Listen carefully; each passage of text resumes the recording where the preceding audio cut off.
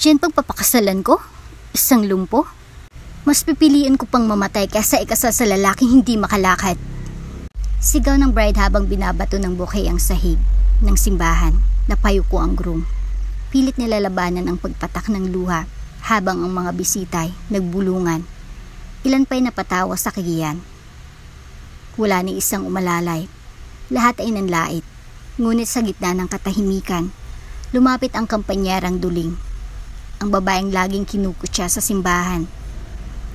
Kung wala nang may gusto sa kanya, ako na lang ang papalit. Ikakasal ako sa kanya ngayon din. Napatingin ng lahat, sino ba talagang babae sa altar ng kapalaran? Kung bago ka pa lang sa channel neto, ibang kwento ni Ate Jane, istorya mo, ikwento ko. Huwag kalimutang pindutin ang notification bell at subscribe button. Ang bawat tunog ng kampana sa kumbento ng Santa Clara ay tila paalala ng tanikala ng kahapon na hindi kayang kalasin ni Isabel. Siya ang kampanerang kilala sa buong baryo. Hindi lang dahil sa bahagyang pagkaduling niya, kundi sa tahimik niyang pagdadala ng lungkot at pangarap na matagal nang itinatago sa dibdib. 1 taon pa lang siya nang bawian ng buhay ang kanyang ina sa panganganak.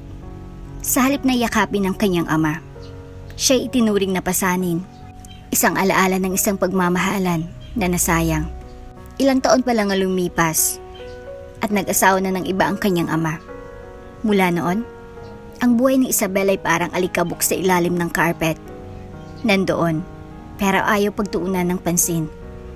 Ang kanyang mga half-sisters, bagamat may taglay ding ganda, ay nababahala sa presensya ni Isabel. Sa kabila ng pagiging medyo duling, mas nahuli nito ang pansin ng mga lalaki sa eskwelahan. Marahil ay dahil sa kanyang mahinhin na kilos, mapagmatsyag ng mga mata, at kindat ng puso sa bawat simpleng ngiti niya. Naiinggit ang magkakapatid. Hindi nila matanggap na ang anak sa unang asawa ang mas pinapansin kaysa sa kanila. Mama, ani ni Camila, ang panganay sa mga half-sisters ni Isabel. Baka dapat ilayo na natin si Isabel. Hindi naman siya bagay sa lifestyle natin. At doon nagsimula ang plano. Pinakaiusapan nila ang kanilang ina, ang madrastang si Leticia, na kumbinsihin ang ama ni Isabel na ipadala ito sa kumbento. Doon siya nababagay. Tahimik, walang tukso. At higit sa lahat, malayo sa mga nanliligaw. Wika ng madrasta. Isang umaga, habang bitbit ang maliit na bag at isang lumang rosaryo ng kanyang ina, isinakay si Isabel sa tricycle. Hindi niya alam kung saan siya dadalhin. Sa bawat pag-ikot ng gulong, tila lumalayo siya sa anumang pangarap na dati. Abot tanaw lang. Dito ka na, Isabel. Ani ng ama niya, walang emosyon sa mukha. Magpakabait ka. Ipinasa siya sa kumbento ng Santa Clara, kung saan siya itinuring na isa sa mga batang iniiwan ng panahon. Sa edad na 14, natutunan niya ng magwalis ng patio, maglinis ng simbahan, at higit sa lahat, magpihit ng kampana sa tuwing may misa o kasalan. Ngunit kahit pilit siyang ilimlim sa katahimikan, nanatiling buhay ang pangarap niya, ang maging guro. Tuwing gabi, palihim siyang nagbabasa ng mga lumang libro sa maliit na aklatan ng kumbento, nagsusulat ng tula sa likod ng lumang misalet, at kung minsan, habang hinihila ang tali ng kampana, iniisip niyang isang araw, siya naman ang may hawak ng chalk sa harap ng mga batang nangangarap din. Ngunit dumating ang araw na babago sa takbo ng kanyang buhay. Matahimik ang araw na iyon, puno ng dekorasyon ng simbahan, may kasal. At hindi basta-bastang kasal. Anak daw ng gobernador ang kakasal. Lahat ng madre abala. Si Isabel, nakaputing blosa at simpleng palda, ay naatasang mag-ayos ng mga bulaklak sa altar. Sa gitna ng seremonyang paghahanda, napatingin siya sa lalaking nasa dulo ng simbahan. Nakaupo sa wheelchair, may kaya-ayang mukha, may bakas ng lungkot sa mga mata, ngunit matikas pa rin ang tindig ng dibdib. Siya si Elian, ang groom. Biglang lumakas ang kabog ng dibdib ni Isabel. Hindi niya maintindihan kung bakit. Hindi naman siya kilala ni Elian.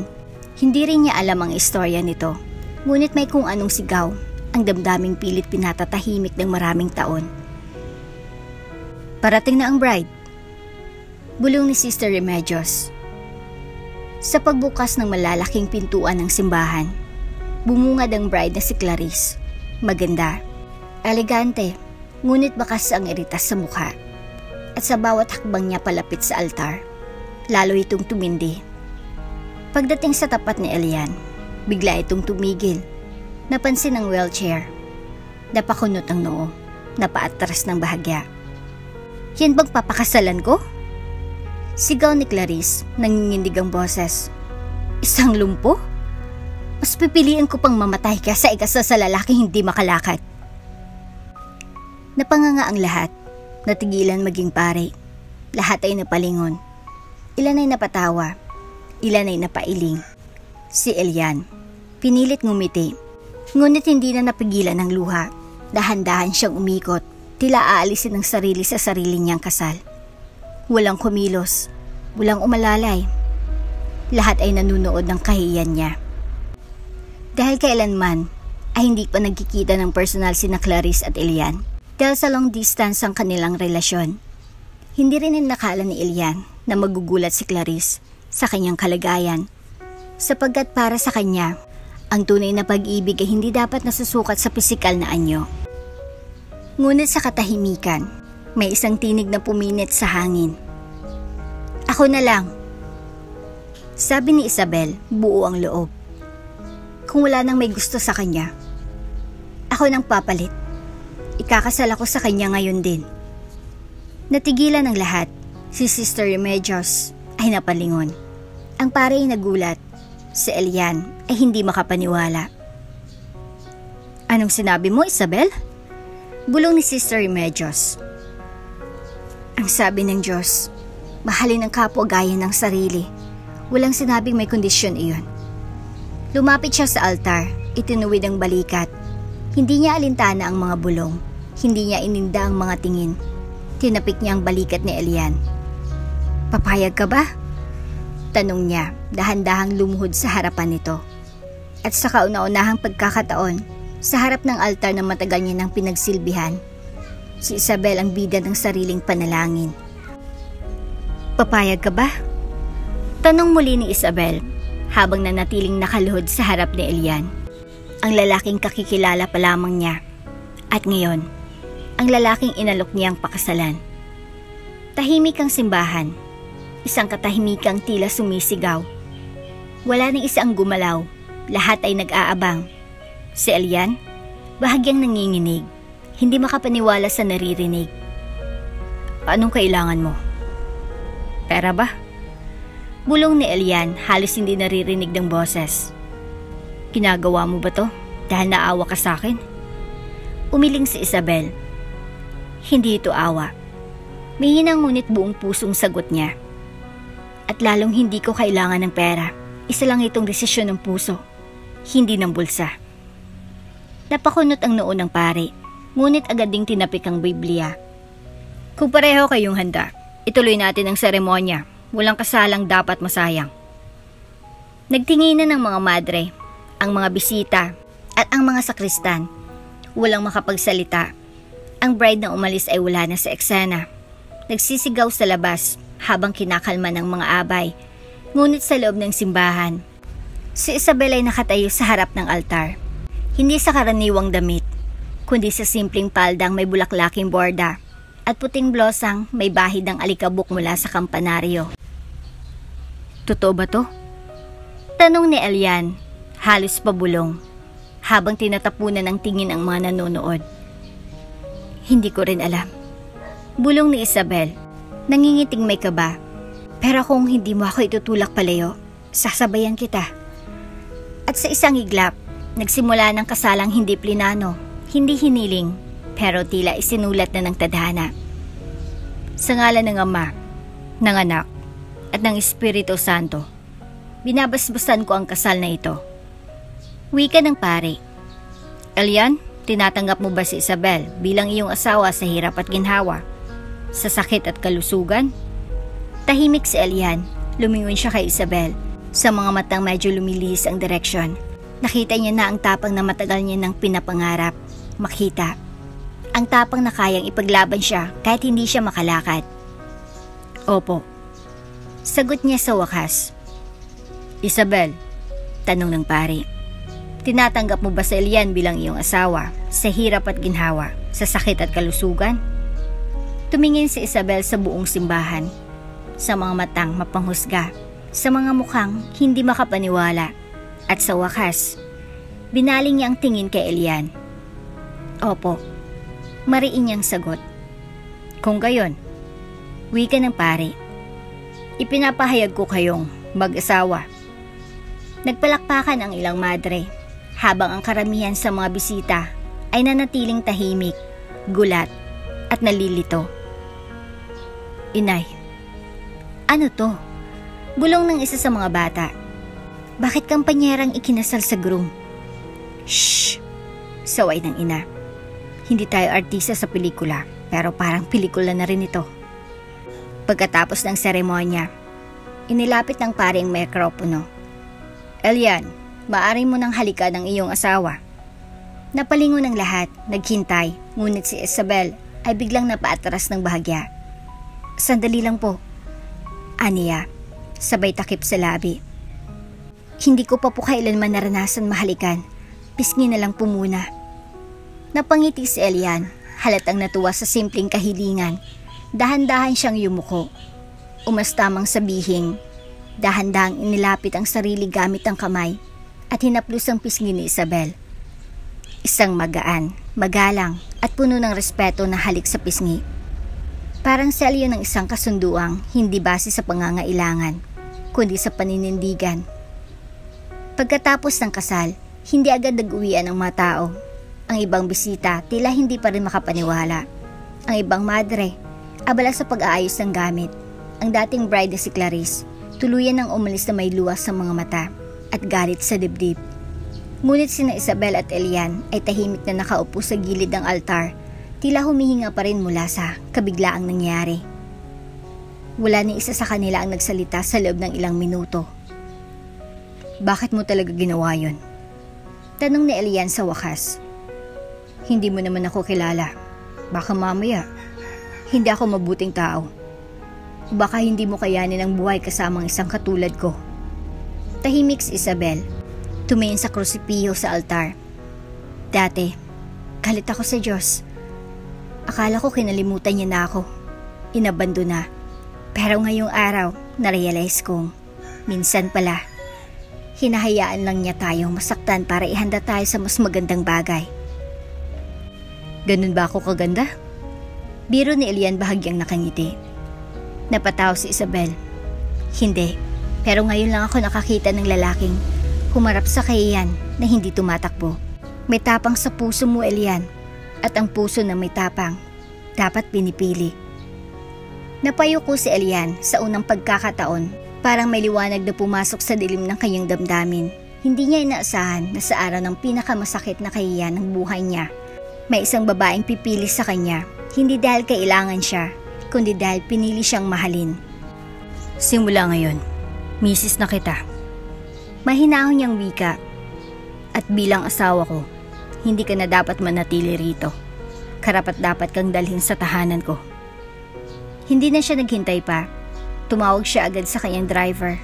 At makalipas ang ilang minuto, dumating ang itim na kotse ng pamilyang Dilara. Sa harap ng simbahan, gulat ang mga madre sa Kristan. Walang nakapagsalita habang pinagmamasdan ng kampanyerang si Isabel na noon ay tinutuksot, minamaliit, na ngayon ay inaalalayan paakyat sa isang mamahaling sasakyan. Suot ang parehang simpleng palda, ngunit may panibagong dignidad sa kanyang anyo. Habang papalayo ang kotse, tahimik si Isabel ngunit malalim ang iniisip. Isang hakbang patungo sa panibagong mundo. Hindi niya alam kung anong naghihintay sa kanya sa loob ng mansyon, pero alam niyang nagbago na ang kanyang kapalaran. Mula sa tore ng kampana patungo sa tore ng karangyaan, si Isabel, duling na kampanera, ay isa ng Mrs. Dilara. Ang mainit na sikat ng araw ay tila mas masakit sa balat ngayon ni Isabel. Hindi dahil sa init, kundi sa bigat ng loob habang tinatahak ang daan pabalik sa bahay ng kanyang ama. Ang bahay na hindi kailanman naging tahanan sa kanya. Kasama niyang driver ni Elian. Nagpresenta itong ihatid siya para makuha ang kanyang mga gamit. Sa pagdating nila sa maliit na compound ng pamilya, agad siyang sinalubong ng matalim na tingin ni Leticia. Ang madrasta niyang tila lagi may kasamang galit ang bawat hininga. Nasa likod nito sina Camila at Fiona, ang kanyang mga half-sisters, kapwa nakalukip-kip, at waring sabik na sabik sa bagong isyong pwedeng pagtawanan. Akala ko'y nagtatago ka sa kumbento ha. Bungad agad ni Leticia, palad sa bewang. Tapos ito ka, may dalang kotse, at nakangiti pa? Anong kaya naman ang dinala mo sa pamilya natin? Hindi agad sumagot si Isabel. Iniisip niyang baka may natitira pang respeto. Kahit kaunti lang, pero bago siya makapagsalita, sumabat si Camila. Tabalita sa barangay, ikaw daw ang pumalit sa bride sa altar? Talaga bang ganun ka kadesperada? Grabe, Isabel. Ay, at ang pinakasalan mo pa, lumpo? Sabat ni Fiona, humahalakhak. Pumili ka nga ng walang mukhang pera. Pinili mo pa yung hindi makalakad? Diyos ko, ikaw na talaga. Namulang pisngin ni Isabel sa kahiyan, ngunit hindi siya natinag. Huminga siya ng malalim at nagsalita ng may buong lakas. Oo, lumpo si Elian. Pero may mas puso siya kaysa sa inyong lahat. Nabuo ang katawan, pero bulok ang ugali. Sus, drama. Sigaw ni Leticia. Suwail kang bata ka. Bumalik ka na sa lugar kung saan ka nararapat. Wala kang lugar dito, Isabel. At wala ka ng karapatang tawaging anak ng lalaking pinagsimulan mo. Ang mga salitang iyon ay parang punyal na sumasaksak sa kanyang puso. Ngunit sa halip na lumuha, ngumiti lang si Isabel. Tumango siya, marahan, na tila tinatanggap na ang paulit-ulit na pagtanggi ng sariling pamilya. Mauna na po ako. Wala na rin naman akong balak manatili rito. Paglingon niya, ibinaba ng driver ang isang malit na maleta. Ang tanging naiwan sa kumbento na gamit ni Isabel. Walang paalam, walang yakap, ni walang habol na salitang may malasakit. At habang palayo sila sa compound, isang bagay ang tuluyan niyang nilisan, ang kanyang dating buhay. Pagdating sa mansyon ng mga Dilara, bahagyang nabigla si Isabel. Hindi niya inaasahan na ganun kalaki at kagandang tahanan ni Elian. Mga pader na gawa sa batong puti. May fountain sa harap. At hardin na parang nasa loob ng isang botanical garden. Huminto ang kotse sa mismong harapan ng malawak na hagdanan. Binuksan ng butler ang pinto. Magandang hapon po, Ginang. Bati nito, may paggalang. Halos malaglag ang bag ni Isabel sa pagkagulat. Ginang? Totoo na nga, misis na siya. Sa loob-loob niya. Parang panaginip, pero gising ako. Salamat po. Sagot niya, sabay baba. Sa loob, mas lalo siyang namangha. Kristal na chandelier, marmol na sahig, at mga alas na nakasabit bilang dekorasyon. Ang mansyon ay puno ng katahimikan, ngunit dama ang bigat ng karangyaan. Pumasok si Elian mula sa veranda, nakaupo pa rin sa wheelchair ngunit may ngiting sadyang nakakahawa. Welcome home. Aniya, pasensya na kung hindi man ito ang eksaktong bahay ng isang pangkaraniwang pamilya. Ngumiti si Isabel, bahagyang nahihiya. Mas okay pa to kaysa sa bahay na pinanggalingan ko. Handa na ang kwarto mo. Sabat ng matandang butler na si Mang Ador. Ihatid ko na siya. Biglang natahimik si Isabel. Kwarto mo, ibig sabihin, hindi sila magsasama sa isang kwarto. At sa totoo lang, mas maigi na muna iyon. Sa loob ng ilang segundong katahimikan, nagsalita si Elian.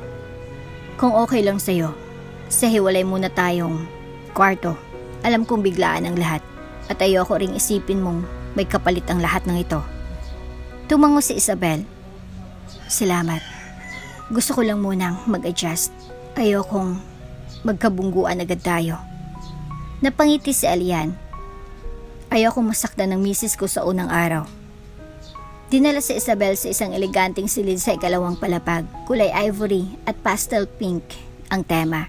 May malambot na kama, salamin sa gilid at terrace na tanaw ang hardin.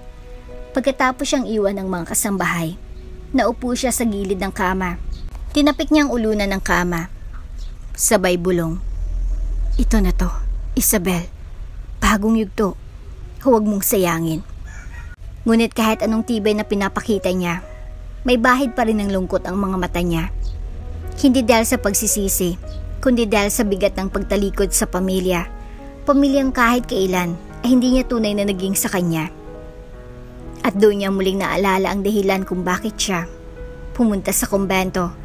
Hindi dahil sa relihiyon, hindi dahil sa pagpaparusa, kundi dahil sa paglayo sa mga sugat na galing sa sariling tahanan. Ngayon, nasa kanya ng pagkakataong simulan muli. Hindi perpekto, hindi planado, pero sa unang pagkakataon, may lalaking hindi siya ikinakahiya. At kahit naka-wheelchair ito, buong-buo ang pagkatao. At higit sa lahat, pinili siya.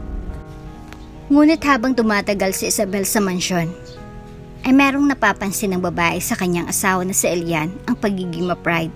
At masungit nito minsan. Walang sinuman sa mansyon ng Madilara ang hindi nakapansin sa tensyon sa pagitan nina Elian at Isabel. Bagamat kasal na sa mata ng batas at simbahan, tila magkaibang mundo ang kanilang ginagalawan sa bawat araw na lumilipas. Ramdam ni Isabel ang makapal na pader sa puso ni Elian. Hindi ito bukas sa tulong, hindi ito palangiti, lalong hindi ito pala kaibigan. At sa tuwing sinusubukan niyang magpakita ng kabutihan, mas lalo lang itong nagiging mailap. Bitawan mo yan, Isabel. Hindi mo kailangan gawin yan. Matigas ang wika ni Elian habang sinusubukan niyang abutin ng isang folder sa lamesa. Ayoko lang namang. Sinabi ko na, di ba? Kaya ko. Napapikit si Isabel, paulit-ulit, gabi-gabi. Kung hindi pa sigaw, sarkastikong mga biro. Hindi lang dahil lumpo si Elian, kundi dahil puno ito ng galit. Galit sa sarili, sa mundo, at sa sinumang makikitang naawa sa kanya para kay Elian. Ang pagtulong ay insulto, ang malasakit ay kahinaan. Ngunit kung akala ni Elian ay kaya niyang itaboy si Isabel gamit ang mga salitang matutulis, nagkakamali siya. Hindi nagpapatalo si Isabel. Hindi kita tinutulungan dahil naawa ko. Sagot ni Isabel isang gabi. Tinutulungan kita dahil mag-asawa tayo. At dahil pinili kitang pakasalan kahit hindi kita kilala, may obligasyon akong panindigan ang pagpili ko. Napatingin si Elian sa kanya, matatalim ang mata. Wala kang utang na loob.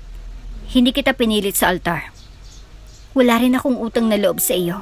Pero may respeto, at yan ang ginagawa ko araw-araw kahit sinisigawan mo ako.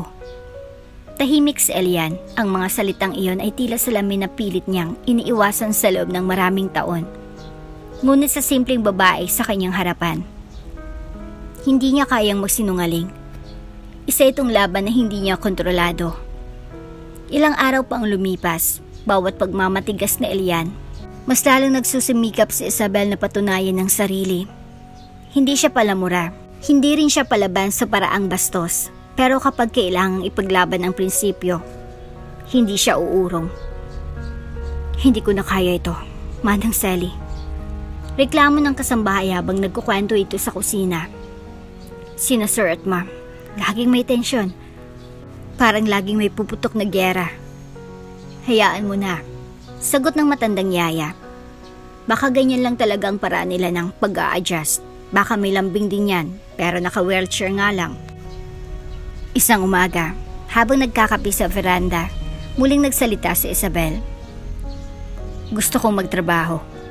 Nalaglag ang kutsarita sa tasa ni Elian. Anong sabi mo? Gusto kong magtrabaho. Hindi ako komportable na puro kain at upo lang dito. Hindi ako sanay na umaasa. Napailing si Elian. Hindi mo kailangang magtrabaho. Anong gagawin mo sa sweldo? Nandiyan naman na sa'yo lahat. Hindi ito tungkol sa pera, Elian. Mariin niyang sagot. Gusto ko lang maramdaman na may silbi ako. Hindi lang bilang misis mo, kundi bilang ako, bilang Isabel. Tahimik si Elian. Tiningnan ng asawang matagal niya nang tinitigan bilang simpleng babae mula kumbento. Ngunit sa mga huling araw, kitang-kita niyang may apoy ito sa loob. Tahimik, oo, pero hindi duwag. Sa huli, bumuntong hininga siya. Sige. Wika niya. Kung gusto mong magtrabaho, may posisyon sa kumpanya ko. PA, personal assistant. Kung kaya mo akong sabayan, subukan mo.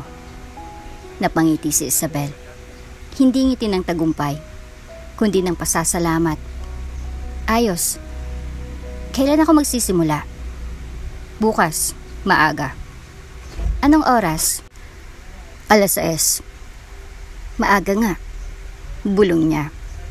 Sige, gising ako bago ka pa makaligo. Nagkatinginan sila, walang biro, walang lambing, pero may unti-unting respeto sa pagitan. Kinabukasan, sa opisina ng Dilara Holdings, dumating si Isabel na suot ang simpleng blouse at itim na slacks. Hinila niya ang kanyang buhok sa isang maayos na ponytail at may bitbit na maliit na bag na may laman lang ay ballpen, notepad at 2 pirasong biskwit. Nagbulungan ng mga empleyado. Siya pa yung asawa ni Sir Elian? Parang probinsyana lang. Tuling daw yan, kampanera sa simbahan. Ngunit hindi yun ikinahiya ni Isabel.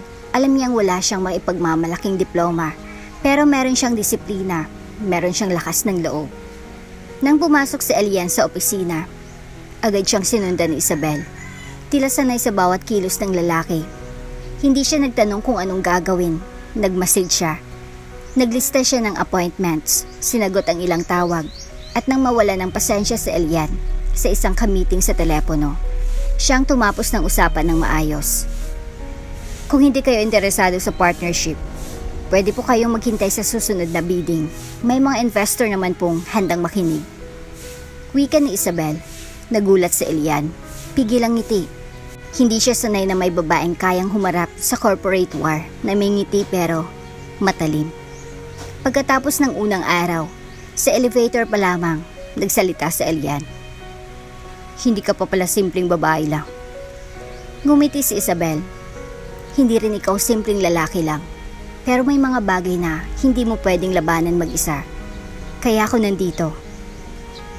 Hindi na siya sinagot ni Elian, pero pag uwi nila sa mansyon, hindi na siya sinigawan. At sa unang pagkakataon, nagtagpo ang 2 pusong parehong matigas, pero parehong natututo, unti-unti. Tahimik ang biyahe pa uwi mula sa opisina. Si Isabel ay abalang, nagbabasa ng mga meeting notes habang si Elian ay nakatanaw sa bintana ng sasakyan. Wala sa mukha nito ang karaniwang sungit o galit. Ngunit kapansin-pansin ang kanyang katahimikan. Kaninang umaga, may inis siya kay Isabel nang kusang pinatigil nitong meeting para ayusin ang oras niya. Pero nang makita niyang nakangiti ang kliyente at bumilib sa diskarte ni Isabel, hindi niya maiwasang mapaisip. Hindi lang pala siya basta babae mula kumbento. Marunong din pala siya sa negosyo. Pagdating sa mansyon, nauna si Elian sa silid nito. Tumuloy naman si Isabel sa kwarto niya sa itaas.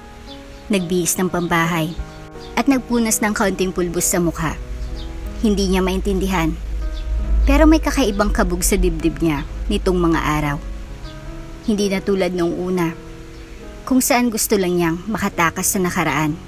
Ngayon, parang unti-unting lumalambot ang puso niya para sa lalaking dati, laging masungit, laging nakasimangot. Kinabukasan, 7:00 pa lang ng umaga, ay may kumatok sa kanyang pinto. Pasok po, ani Isabel habang nag-aayos ng buhok. Pumasok si Manang Sally, ang matagal ng kasambahay ng pamilya Dilara. Bitbit nitong isang bouquet ng pulang rosas. Para po sa inyo, Ma'am Isabel. Napakunot-no si Isabel. Ha? Kanino galing? Wala pong nakasulat pero sa tingin ko po, galing kay Sir Elian. Siya lang naman ang marunong pumili ng rosas sa garden. Napabulagat si Isabel. Agad niyang kinuha ang bouquet. May kasamang maliit na card. Pasensya na kung naging masungit ako. Hindi ako sanay na may kasama. Pero sinusubukan kong matutong makibahagi. Sa unang pagkakataon, napangiti si Isabel, hawak ang rosas. May init sa kanyang pisngi at hindi niya mapigilan ang kilig. Simple lang ang sulat, pero damay niyang sinseridad. Hindi ito matamis sa salita, pero malinaw ang nais nitong ipabatid. Si Elian ay nagsisimulang magbukas. Sa dining area, masaya ang mga kasambahay habang pinaglilingkuran ng mag-asawa. Napansin nila ang mas magaan na aura ni Elian. Hindi masungit, hindi pala utos. Tahimik lang itong kumakain habang si Isabel ay walang imik ngunit may ngiting hindi maipinta. Rosas? Tanong ni Elian matapos mapansing tinititigan ni Isabel ang bouquet sa lamesa. Alin dito? Siyang bulaklak o siyang pagsisisi mo? Biro ni Isabel. Napangiti si Elian. Bahagya lang, pero totoo. Baka pareho. Salamat. Sabay tingin sa kanya ni Isabel. Hindi mo kailangang gawin ito pero ginawa mo. At pinahalagahan ko. Hindi sumagot si Elian, ngunit sa loob niya may kakaibang pakiramdam. Matagal na siyang sanay sa pag-iisa. Sanay siyang huwag umasa sa iba. Pero sa harap ng babaeng duling na kampanyera noon, ngayon ay may respeto sa sarili at sa kanya. Parang unti-unti siyang muling natututong umasa. At higit sa lahat, muling maramdaman na mahalaga siya. Sa opisina, mas napansin ng mga empleyado ang pagbabagong unti-unting lumilitaw kay Elian. Hindi na ito mainit ang ulo. Kung dati ay kulang na lang, ay maghagis ng gamit sa meeting room kapag hindi nasunod ang gusto. Ngayon ay marunong nang makinig. Boss, ang bait mo ngayon ah. Biro ng isa sa mga executive.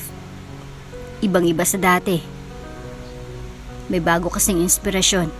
Sabat naman ng HR officer na si Grace. Sabay sulyap kay Isabel, naabala sa pag-aayos ng files. Napatingin si Elian kay Isabel. Ngumiti ito, parang may alam. Baka mapilitan ako magtaas ng sweldo ni Isabel kung ganyan kayo magsalita. Ani Elian, ngunit may biro sa boses. Isang bagay na halos hindi nila marinig sa kanya dati. Pag-uwi nila sa bahay, muling binigyan ni Elian si Isabel ng isang munting regalo. Isang fountain pen na may ukit na ay Dilara. Para saan to? Tanong ni Isabel. Bahagyang gulat. Para sa'yo. Para sa lahat ng notes na sinusulat mo para sa akin. At para maalala mo na party ka na ng pamilya Dilara. Tumango si Isabel. Sa loob niya, hindi lang ito regalo. Isa itong kumpirmasyon na unti-unti tinatanggap na siya ni Elian. Hindi lang bilang kasama sa bahay, kundi bilang kapareha sa buhay. Habang gabi na tahimik na ang buong bahay, hindi mapakali si Isabel. Naupo siya sa veranda ng kanilang silid at tinanaw ang hardin. Bit-bit pa rin niya ang card ni Elian mula sa bouquet ng rosas. Binasa niya ito muli. Pasensya na kung naging masungit ako. Hindi ako sanay na may kasama. Pero sinusubukan kong matutong makibahagi. Biglang may boses na sumabat mula sa loob. Lagi mo ba akong re-replyan dyan? Tanong ni Elian. Nakaupo sa wheelchair sa likod niya. Hindi naman. Sagot ni Isabel, bahagyang nahiya. Baka sakaling bukas. Hindi lang sorry ang matanggap mo. Baka smile na. Smile? Mula sa'yo? Biro ni Isabel. Milagro na. Pwede na ring simula ng himala. Sagot ni Elian. Hindi pa ako perpekto, pero kung kaya mong ipagpatuloy ang pagtiwala sa akin, susubukan kong maging mas mabuting asawa. Dahan-dahang lumapit si Isabel. Hindi ko inaasahang maging perpekto ka, Elian. Gusto ko lang malaman mo, hindi mo na kailangang labanan lahat mag-isa. Tahimik, walang halik, walang yakap. Ngunit sa gabing iyon, nagbukas ng pinto ang damdamin. At unti-unting nakapasok ang init ng pag-ibig na hindi hinanap, pero kusang dumarating. Maagang dumating si Isabel sa opisina ng Dilara Holdings. Suot ang paborito niyang cream-colored blouse at itim na palda. Maayos ang ayos ng buhok niya at bitbit ang kanyang leather notebook kung saan nakasulat ang mga schedule ni Elian para sa buong linggo. Bumati siya sa receptionist at agad na nagtungo sa executive floor kung saan naroon ang opisina ng kanyang asawa. Ngunit habang papalapit siya sa pantry upang kumuha ng tubig, narinig niyang mahinang tawanan mula sa loob. "Nakita mo yung eyeliner niya kahapon? Grabe. Kahit anong drawing, hindi talaga pantay." Sabay tawa ni Denise, isa sa mga senior marketing officers na kilalang palasabat. "Baka kasi duling?" Sabat ng isa pa, si Carla, ang HR officer na laging nakapulbos at may hawak na chismis. At may nerve pa siyang mag-assistant kay Sir Elian? Kung ako yun, hindi ko kakayanin ang katsipan. At mas nakakahiya. Dagdag ni Denise habang humahagik-hik. Yung asawa niya, lumpo. Perfect match daw sila. Isang duling. Isa di makalakad. Mabilis ang tibok ng puso ni Isabel. Hindi niya akalaing siya palang pinagtatawanan. Gusto niyang umatras at lumabas, ngunit pinili niyang huminga ng malalim. Igit ang respeto sa sarili at lumakad ng diretso papasok sa pantry na parang wala siyang narinig. "Good morning," bati niya. Ngumiti kahit kita niyang bahagyang nagtago si Denise sa coffee machine. Ma'am Isabel," ani Carla, pilit ang ngiti. "Ang aga niyo po Need po niyo ba ng kape?" "Hindi, salamat," sagot ni Isabel, kunway kalmado. "Gusto ko lang sanang ipaalala na si Sir Elian ay may 10:30 AM meeting with the Singapore team. Huwag nating kalimutan." Tahimik ang dalawa, umiling si Isabel at umalis na may dignidad. Ngunit pagbalik niya sa sariling desk, hindi niya maiwasang masaktan. Masakit pala. Kahit pa alam mong mali sila. Sa sumunod na araw, tila mas naging lantaran ang panglalait. May nakita si Isabel na sticky note sa kanyang mesa. Sana all, nakaka-jackpot kahit hindi pantay ang mata. Pinunit niya ito, itinapon sa basurahan. Ngunit hindi papel ang problema, kundi ang sakit na dala nito. At ang mas mahirap, ayaw niyang ipaalam kay Elian. Ayaw niyang isipin ng asawa na hindi niya kayang ganitong sitwasyon. Ayaw niyang magmukhang mahina. Nang gabing iyon, habang naghahapunan sila, hindi niya binanggit ang mga naranasan. Si Elian, bagamat mas tahimik na ngayon, ay mas observant. "May problema ba sa opisina?" Tanong nito habang inuubos ang nilutong kaldereta ni Isabel. Napatingin si Isabel. "Wala naman. Normal lang." Tumingin si Elian sa kanya ng matagal. Tila sinusuri kung nagsisinungaling siya. Ngunit sa huli, tumango na lang ito at tinuloy ang pagkain. Isang hapon, habang nasa elevator si Isabel, sumabay na naman sina Denise at Carla. "Alam mo ba, Carla?" Ani Denise nang pasimpleng marinig ni Isabel. "May bagong beauty clinic na nagbibigay ng libreng check-up para sa mga may problema sa paningin. Sayang, baka hindi naabot ni Ma'am Isabel noon." Napakagat-labi si Isabel. Pilit niyang pinipigil ang luha. "Hindi ko sila papatulan. Hindi ako tulad nila." Paglabas niya ng elevator, sinalubong siya ni Mang Rado, ang janitor na matagal nang naglilingkod sa kumpanya. Tahimik itong umiling. "Ma'am, huwag niyo na lang po silang pansinin. Kayong asawa ng may-ari. Sila, wala namang silbi, kundi manglait." Ngumiti si Isabel. "Salamat, Mang Rado. Pero hindi lang dahil asawa ko may-ari kaya ko to tinitiis. Ginagawa ko to dahil alam kong mas marami akong kayang ipakita kaysa sa itsura ko." Tumango ang matanda. "Tama po kayo dyan." Kinabukasan, dumating si Isabel na mas maayos ang bihis. May konting kulay ang labi, pantay ang pagkakaayos ng kanyang buhok, at may bahid ng kumpiyansa sa paglalakad. Hindi dahil gusto niyang patunayan ang sarili sa mga katrabaho, kundi para sa sarili niyang respeto. Nakita siya ni Carla, napakunot ang noo.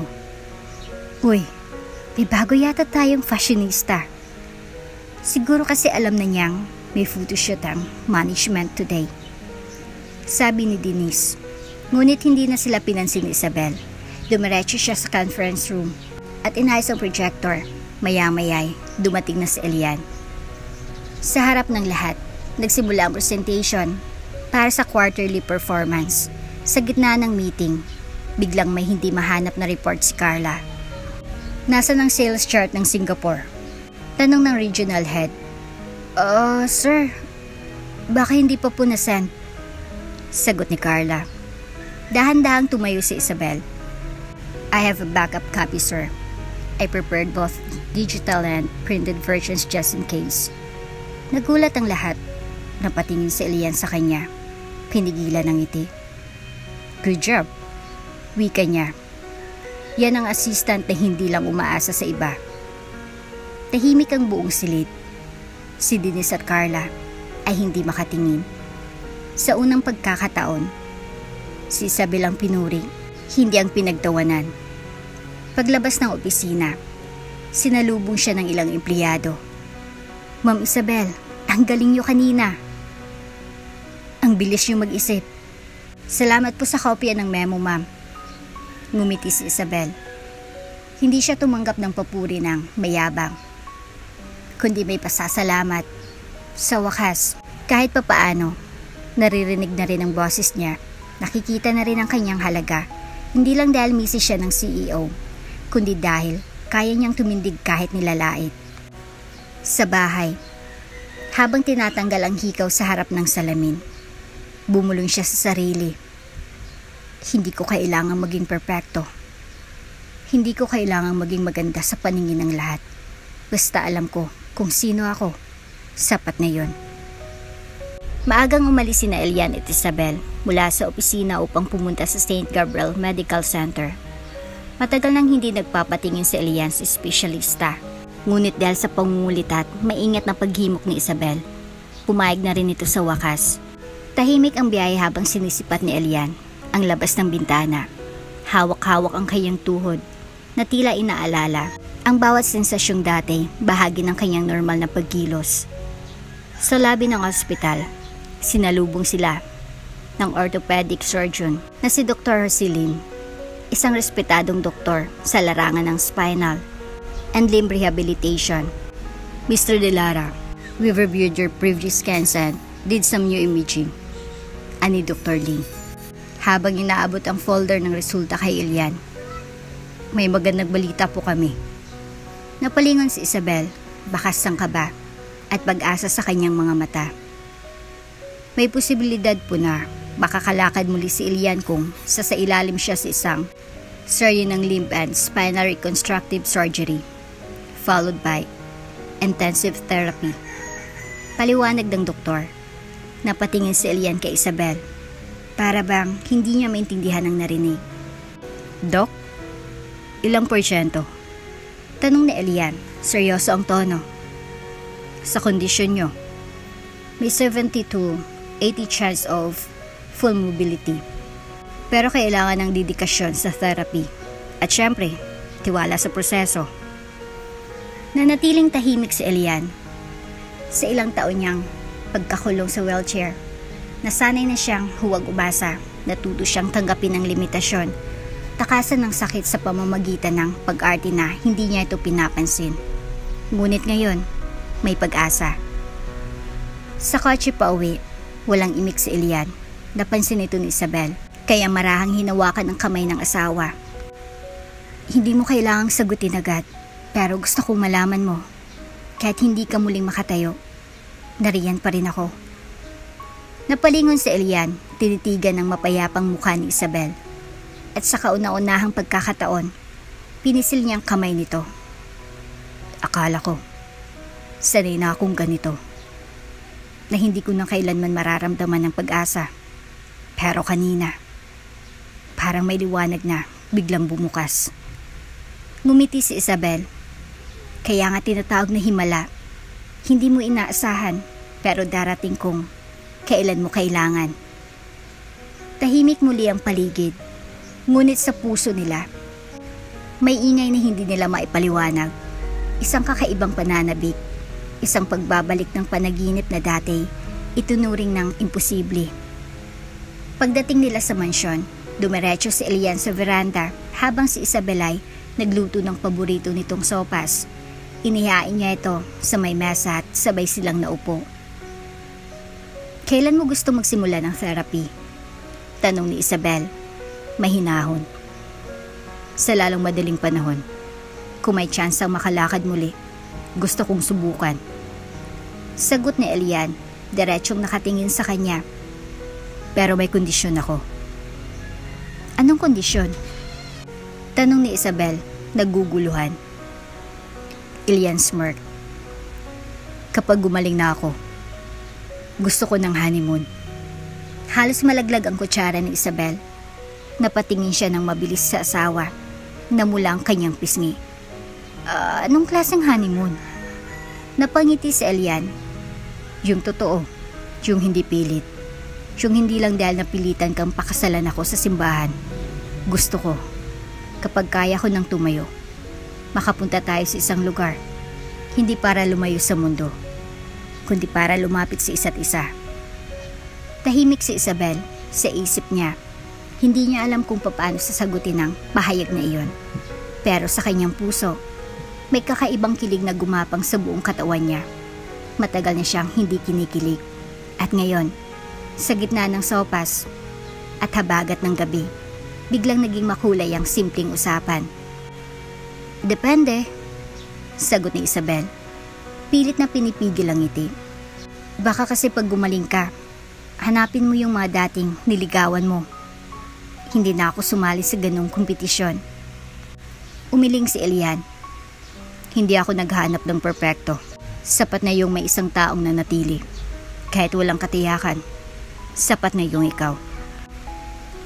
Tahimik ang gabi. Ngunit sa veranda ng mansyon, may dalawang pusong hindi kasing layo ng dati. Hindi pa man perpekto, pero may direksyon ng kanilang pagtitinginan.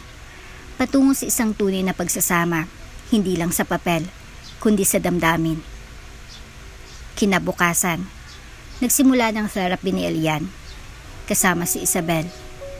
Dumaan sila sa ilang orientation at evaluation sessions.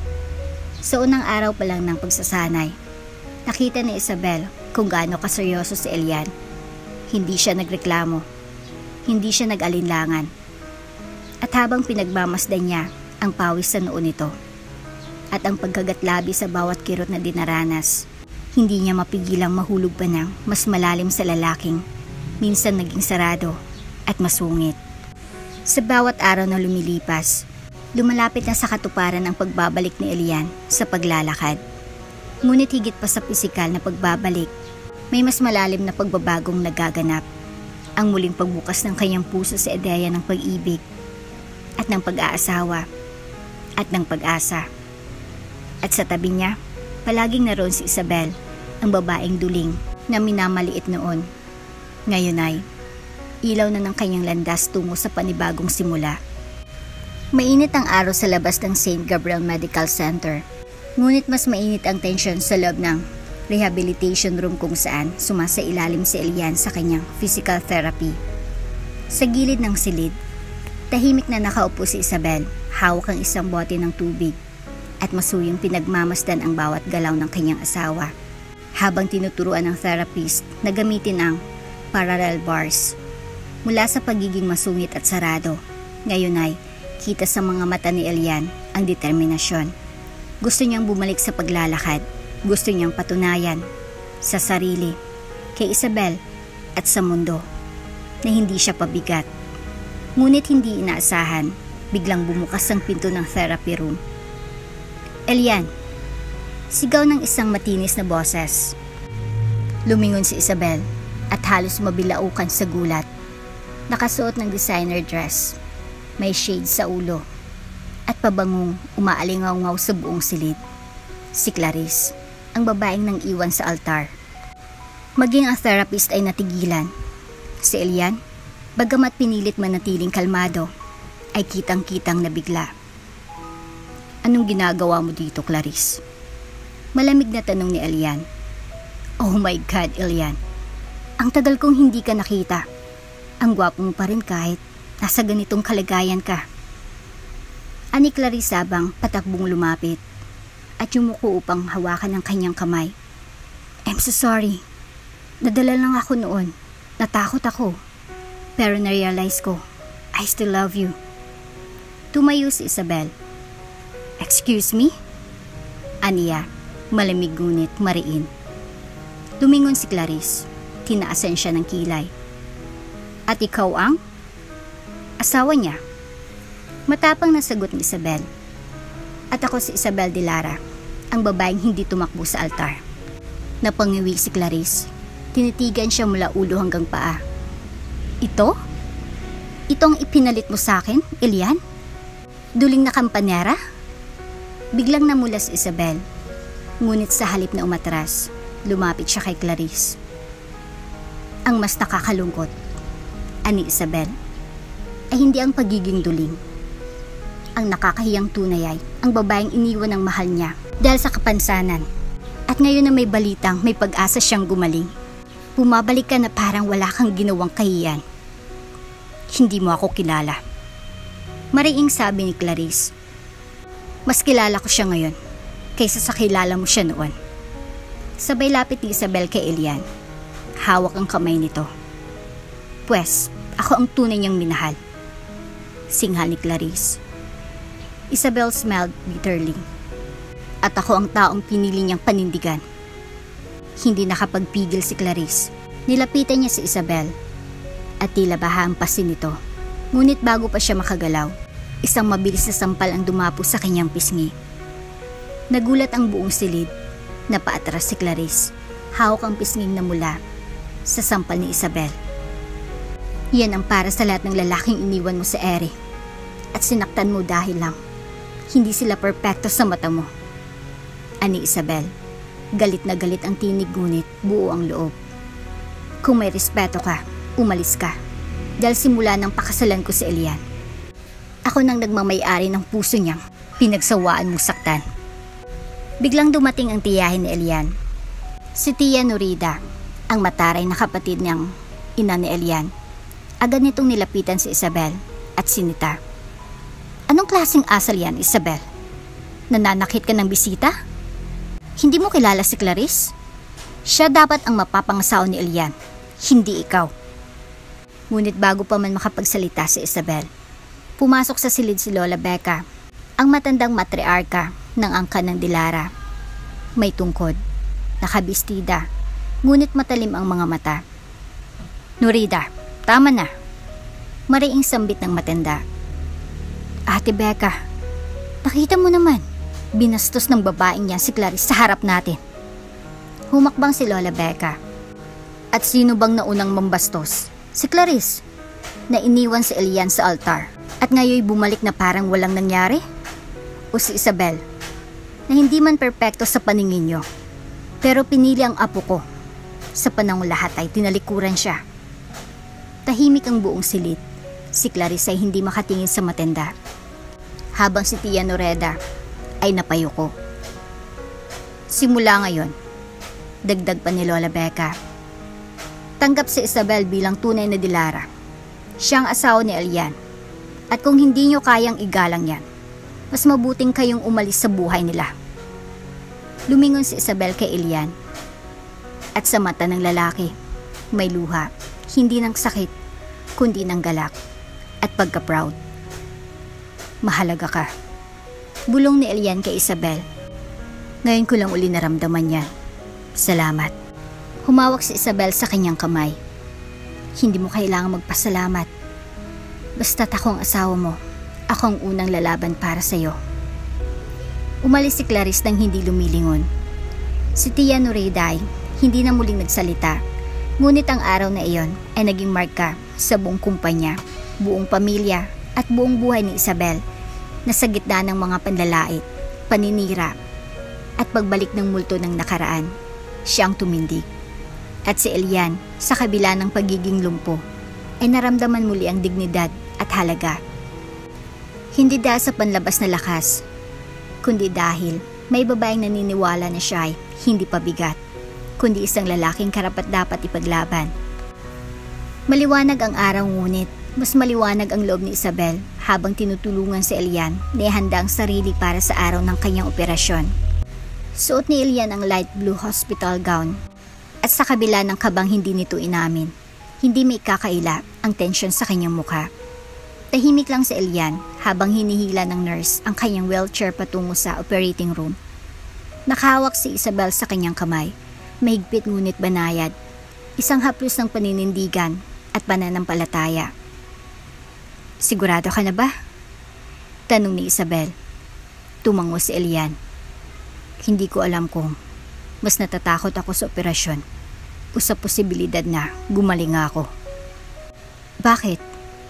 Dahil baka kapag nakalakad na ako, wala nang dahilan para piliin mo ako. Napangiti si Isabel. Elian, kahit hindi ka makalakad, pinili na kita. Kung sakaling makalakad ka, mas lalong hindi ko ikaw pakakawalan. Bago isara ang pinto ng operating room, muling sumulyap si Elian kay Isabel. Hintayin mo ako sa labas. Tumango si Isabel. Hanggang dulo. 5 oras ang lumipas. Sa bawat segundo ay tila taon para kay Isabel. Hindi siya mapakali sa waiting room. Pulit-ulit niyang binabasa ang inspirational note ni Elian na tinago niya sa kanyang wallet. Hindi ko kailanman hiningi ng awa mo. Pero salamat sa pagmamahal mo, hindi ko rin hiningi pero ibinigay mo. Sa wakas, lumabas si Dr. Lim, nakangiti. Mrs. Delara, aniya, matagumpay ang operasyon. Malaki ang posibilidad ng tuloy-tuloy na recovery basta't magpapatuloy siya sa therapy. Hindi napigilan ni Isabel ang mapaluha. Tumayo siya at nagpasalamat. Salamat po, Dok. Salamat. Makaraan ng 1 linggo, dahan-dahan nang muling sumabak si Elian sa kanyang therapy. May kaunting pananakit, ngunit sa bawat hakbang na tinutulungan ng therapist ay kasamang pag-asa. Ngayon, hindi na lang siya basta umaasa sa wheelchair. Unti-unti na siyang humahawak sa baras. Tumatayo. Inilalagay muli ang tiwala sa sariling katawan. Sa unang pagkakataon mula nang maaksidente siya 2 taon nang nakalilipas, muling pinipilit ni Elian na ito ng lakas sa kanyang mga paa. Handa ka na ba? Tanong ng therapist. Hindi, sagot ni Elian. Pero gusto kong subukan. At sa harap ni Isabel, sa gitna ng rehab room, isang milagro ang nasaksihan niya. Dahan-dahang umangat si Elian mula sa wheelchair. Mahigpit ang hawak sa baras. Nanginginig ang mga tuhod. Ngunit unti-unting tuwid ang likod. Nakalapat ang 2 talampakan sa sahig. Napanganga ang mga nurse at therapist. Si Isabel, halos hindi makahinga sa kaba at galak. Isa pa, sabi ng therapist. Isang hakbang. Isa pang hakbang. Elian! Tili ni Isabel. Ngunit hindi dahil sa galak, nadulas siya habang paatras at nadapa sa sahig. Biglang kumilos si Elian, para bang may instinct na dumaloy sa katawan. Inilakad niya ang kanyang mga paa nang walang suporta. Tumakbo ng 2 hakbang at nasalo si Isabel bago ito tuluyang bumagsak. Bumagsak din sila pareho sa sahig, ngunit si Isabel ay nasa kanyang bisig, nakasandal sa dibdib ng lalaking minsang hindi makatayo. Tahimik ang lahat. Napatitig ang mga nurse. Nakatulala ang therapist. At ang dating lumpo, ngayon ay muling tumayo. At ang babaeng unang naniwala sa kanya, siyang una niyang naisalba. Nasaktan ka ba? Tanong ni Elian, hingal ngunit may ngiti. Hindi makasagot si Isabel. Tinitigaling niya si Elian at tuluyang napaiyak. Hindi sa sakit, kundi sa tagumpay. Sa wakas, nakita niyang tumayo ang lalaking mahal niya. Sa wakas, nakita niyang himalang matagal na nilang pinagdasal. Hindi, bulong ni Isabel. Sobrang saya ko. Nagtawanan ang mga nurse, maging ang therapist ay hindi napigilang palakpakan si Elian. Grabe yun, sir. Ani ng isa, parang superhero. Tumayo si Elian dahan-dahan, hawak ang balikat ni Isabel. Hindi ako superhero. Mahal ko lang tong babaeng to. Namula si Isabel. Anong sabi mo? Ngumiti si Elian. Nadulas lang ako, pero hindi ko babawiin. Kinagabihan sa kanilang silid sa mansyon, habang nakabandage ang binti ni Elian at may hot compress si Isabel sa balikat. Magkatabi silang nakahiga, tahimik na pinagmamasdan ng kisame. Hindi ko akalaing aabot tayo sa ganito, wika ni Elian. Hindi nga natin plano ang kasal natin eh. Biro ni Isabel. Pero ito tayo, isa't isa pa rin ang pinipili. Hinawakan ni Elian ang kamay ng asawa. Alam mo ba kung anong mas masarap sa pakiramdam kaysa nakakalakad muli? Ano? Yung malaman kong may dahilan ako para lumakad muli. At ikaw yon. Ngumiti si Isabel, sabay tulak ng marahan sa balikat ni Elian. Puro ka pakilig. Hindi ka pa nga tuluyang magaling. Baka kasi mawala ang chance. Baka bukas. Hindi na ako matapang. Pero ngayong nararamdaman ko, sasabihin ko na. Tumingin si Isabel sa kanya. At ano yon? Mahal kita, Isabel. Hindi dahil sa asawa kita. Hindi dahil niligtas mo ako. Mahal kita dahil ikaw ang una't tanging taong tumingin sa akin bilang tao, hindi bilang saklay. Tumulo ang luha ni Isabel, pero may ngiti sa kanyang labi. Wala akong pangakong di kita paiiyakin. Aniya pa. Pero pangako ko, lahat ng luha mo, may kapalit na yakap. At sa gabing iyon, hindi lang si Elian ang nakatayo sa kanyang mga paa. Pati ang pag-ibig nila ay buong tapang na ring lumakad, buo at totoo.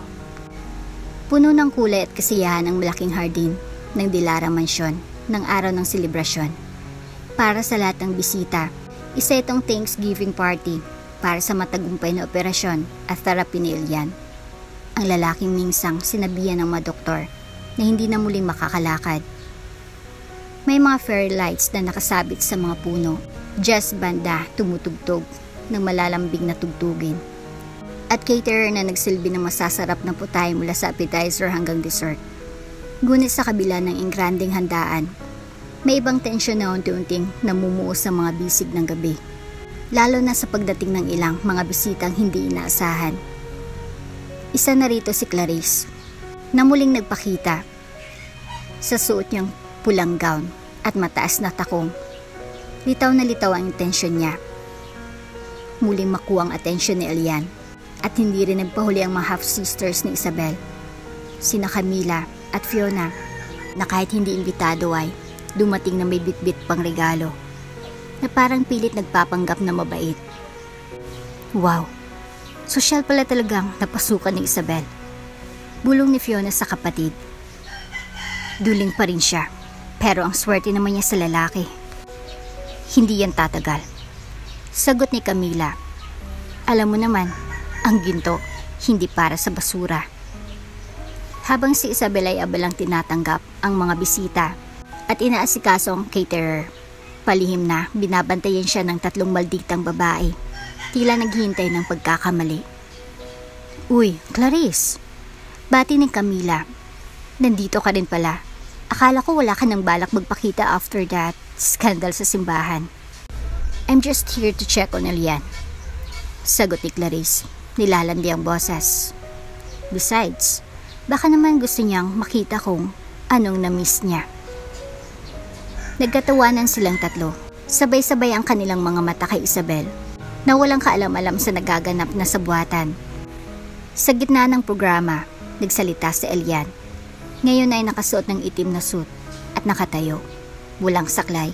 May hawak siyang mikropono habang magkahawak kamay sila ni Isabel. Maraming salamat sa inyong pagdating. Panimula niya. Ang gabing ito ay hindi lang tungkol sa akin. Ito ay para sa pagbangon, hindi lang sa katawan, kundi sa pagkatao. At higit sa lahat, para sa taong naging dahilan kung bakit muli akong tumayo. Tumango siya kay Isabel at pinisil ang kamay nito. Tumango rin si Isabel, ngunit halatang naiilang sa mga matang nakatingin sa kanya, lalo na kina Clarice at ng kanyang mga half-sisters na nakapwesto sa likuran. Pagkatapos ng talumpati, lumapit sina Clarice, Camila at Fiona sa gitna ng crowd at nagsimulang umeksena. "Oh my gosh, Isabel!" ani Clarice, malakas ang boses. Para marinig ng lahat. "Ganda ng gown mo ah, parang inarkila lang sa Divisoria." Tawanan. Sumunod si Fiona. "Pero at least may taste ka na, hindi tulad noon, puro luma. At may amoy na dasal ang suot mo." Baka nga hanggang ngayon duling pa rin siya, kaya hindi niya nakikita kung sinong sinasaktan niya sa paligid. Ani Camila, sabay sulyap kay Elian. Tahimik si Isabel, kinagat niyang labi. Hindi dahil sa takot kundi sa pagpigil ng emosyon. Hindi niya gustong sirain ang gabi ni Elian, pero bago pa siya makapagsalita, may humawak sa kanyang bewang. Si Elian mismo. Tahimik ang paligid. Kinuha ni Elian ang mikropono mula sa event host at humarap sa lahat. "Sa mga naririto ngayong gabi," panimula niya, "may gusto lang akong linawin sa harap ng mga bisita, kaibigan at pamilya. Gusto kong sabihin ito." Tumingin siya kay Isabel, tapos inilapit niya ito sa sarili niya. "At para sa sinumang nagbabalak o patuloy na sinusubukang sirain ang asawa ko, tandaan niyo to. Walang sino man ang pwedeng manlait sa asawa ko. Hindi siya perpekto, pero siya ang bumuo sa akin nung ako ang pinakawasak." Nagbulungan ng mga bisita. Si Clarice ay namutla. Si Camila at Fiona ay napanganga. Hindi pa doon natapos si Elian. Hinawakan niyang pisngi ni Isabel. Marahang inangat ang mukha nito. At hinalikan siya sa harap ng lahat. Hindi pilit. Hindi pakitang tao, kundi buo. May damdamin. Nagpalakpakan ng ilan, ang iba'y napasigaw sa kilig. Nang matapos ang halik, muling nagsalita si Elian. "Bago pa kayo magdesisyon kung sinong karapat-dapat sa akin, tanungin niyo muna ang sarili niyo. Sino sa inyong nanatili noong lahat ay lumayo?" Tahimik sina Clarice, Camila at Fiona. Isa-isa silang lumayo. Walang mukhang maiharap. Ang mga bisita, tahimik na humahanga sa ipinakitang lakas at tapang ng mag-asawa. Lumapit si Lola Becca, pinisilang balikat ni Isabel. Siya ang tunay na dilara. Hindi dahil sa pangalan, kundi dahil sa puso. Ngumiti si Isabel habang si Elian ay muling humawak sa kanyang kamay. "Tayo na." Wika nito. Tama ng drama. "Akala ko ba ayaw mo ng eksena?" Biro ni Isabel. "Tama ka," sagot ni Elian. "Pero para sa'yo, handa akong gumawa ng eksena araw-araw." At sa gitna ng masigabong musika, ilaw at kasayahan, lumutang ang pag-ibig nila, tapat, totoo at buong buo. Hindi na kailangan ng pag-arte dahil sa wakas, si Isabel ay hindi na kampanerang tinatago sa sulok ng simbahan. Siya na ngayon ang babaeng buong tapang na ipinaglaban, minahal at pinili sa harap ng lahat. Tahimik ang gabi sa loob ng mansyon ng mga Dilara matapos ang engranding selebrasyon ng pagbabalik lakas na Elian. Nagbalik din sa katahimikan ng kanilang tahanan habang ang buong mansyon ay tila natutulog na. Magkausap pa rin sina Elian at Isabel sa veranda ng kanilang silid. Magkahawak ang kanilang kamay. Sa ilalim ng buwan, ramdam ang init ng gabi. Hindi mula sa klima, kundi mula sa tahimik ngunit kumakabog na damdamin matagal nang itinatago sa pagitan nila. "Isabel," mahina ngunit seryosong wika ni Elian. "May tanong ako." Napalingon si Isabel, sabay taas ng kilay. "Aba, seryoso yata ang mukha ng mister ko ngayon. Ano yon?" Tumingin si Elian sa kanyang mga mata. "Mahal mo ba ako?" Napasinghap si Isabel, saglit nagkunwaring nag-isip. Depende." "Depende saan?" Kunot noong tanong ni Elian. Halatang naghahanda sa anumang biro. Ngumisi si Isabel. "Depende kung magpapabili ka ng ice cream bukas." Napatawa si Elian, ngunit sa likod ng tawa, bakas ang kaba. "Isabel, seryoso ako." Napabuntong hininga si Isabel at lumapit. "Elian." "Oo." Oo, mahal kita. Dadala ako sa pang-aasar mo, sa lambing mo, at higit sa lahat, sa pagtanggol mo sa akin sa harap ng mga taong mapanglait. Pinaramdam mo sa akin araw-araw na may halaga ako. Kahit pa marami ang pilit akong ibaba, sa'yo lang ako nakaranas ng ganon. Hindi nagsalita si Elian. Hinawakan niya ang batok ni Isabel at dahan-dahang inilapit ito sa kanya. Mahigpit ang naging yakap nila, parang ayaw nang maghiwalay pa.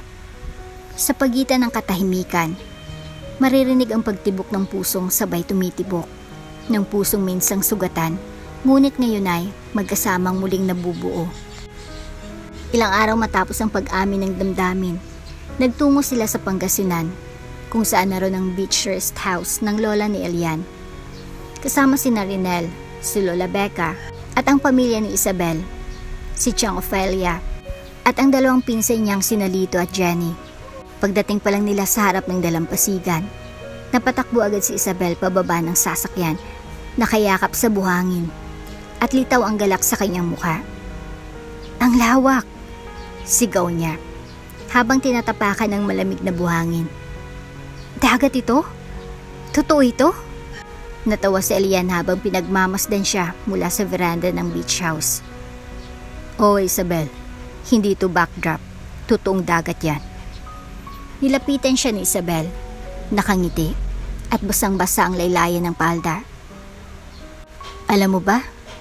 Bulong niya kay Elian. Ngayon lang ako nakakita ng dagat. Ngayon lang ako nakaramdam ng ganito kalayang pakiramdam. Hinawakan ni Elian ang kanyang kamay. Kung kaya ko lang sana ibigay ang buong mundo sa'yo. Pero eto muna. Hindi ko kailangan ang kinin ng mundo. Sagot ni Isabel. Ikaw lang sapat na. Kinagabihan, may konting salo-salo sa tabi ng dagat. May inihaw na bangus, pusit, at ensaladang mangga. Si Lola Becca ay abalang nakipagkwentuhan kay Tiyang Ophelia, habang si Isabel ay sinasandalan si Elian. Pinapakinggan lang ang hampas ng alon sa dalampasigan. Pagkatapos kumain, niyaya ni Elian si Isabel na mag-shower sa open bathroom ng rest house bago matulog. Medyo nahiya pa si Isabel sa una, pero napapayag din. Ano ba, Elian? Baka may makakita sa atin. Bulong niya habang nagbubuhos ng tubig sa kanyang balikat. Di makakita. Asawa kita. Legal tayo. Natatawang tugon ni Elian.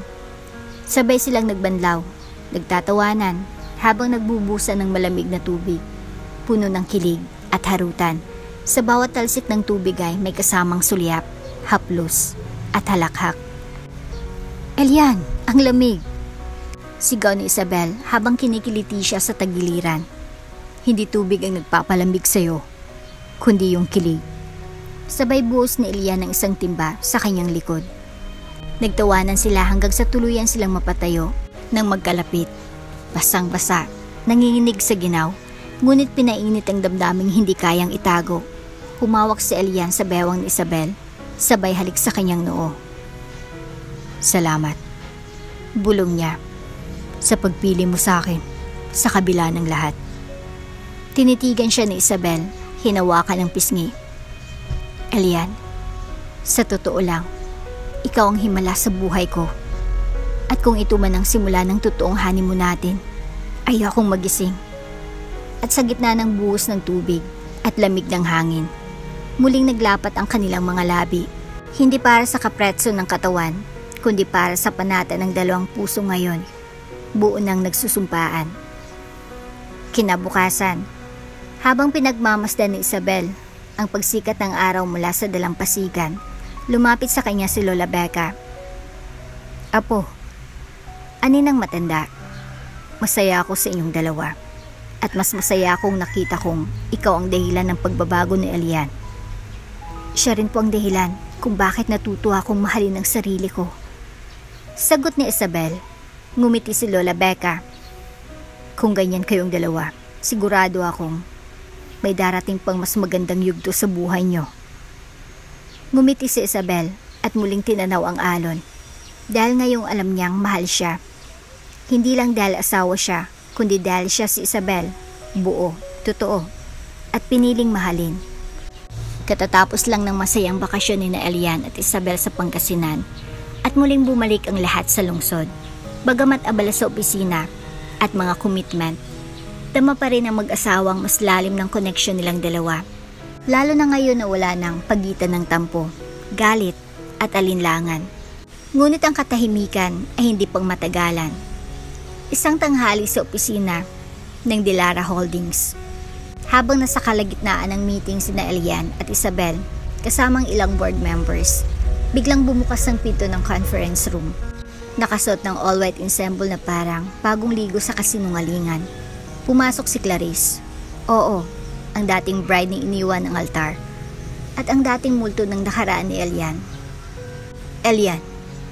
Tawag ni Clarice, hawak ang maliit na clutch. At may kasamang pilit ng ngiti. We need to talk. Napatigil si Elian. Nagpalit ang ekspresyon ng mukha. Si Isabel naman, bagamat gulat, nanatiling kalmado. Alam niyang darating ang araw na ito. Alam niyang babalik si Clarice, pero hindi niya inakalang sa ganitong paraan. Clarice, may meeting kami. Malamig na wika ni Elian. Kung wala kang appointment, please leave. Napanganga si Clarice. Hindi ito sanay na hindi siya pinapansin. Lalo na ni Elian na dati halos itaas siya sa pedestal. Are you seriously pushing me away? Tanong niya. Nanginginig ang tinig. After everything? Elian, mahal pa rin kita. Pumalakpak si Denise, isa sa board members na laging naaaliw sa drama. Ang iba, hindi malaman kung lalabas ba o maglalatag ng popcorn. Elian, please. Dagdag pa ni Clarice. Wala ka nang iniisip kundi ang babaeng yun. Si Isabel. Ano isang duling na kampanyera kung andito ako? Mabilis na napalapit si Isabel kay Elian. Ngunit hindi siya nagsalita. Hindi siya kailanman naglaro sa larangan ng pagbabag ng sarili sa makipagpaligsahan sa dating minahal ng kanyang asawa. Ngunit hindi na kailangan magsalita pa ni Isabel.